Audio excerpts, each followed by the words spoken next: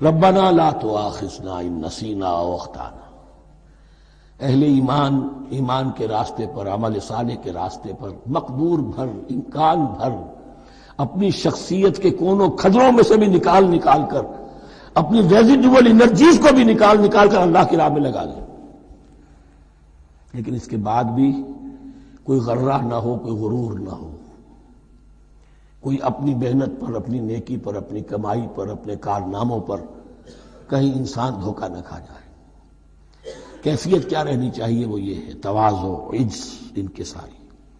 ربنا لا تؤاخذنا ان نسینا او اخطانا، اے رب ہم سے مواخذہ نہ کیجو اگر ہم بھول جائیں یا ہم سے خطا ہو جائے۔ نسیان بھی ہے، الانسان مرکب من الخطاء والنسیان، انسان کے اندر یہ دونوں چیزیں، خطا اور نسیان، یہ تو گنی ہوئی ہیں۔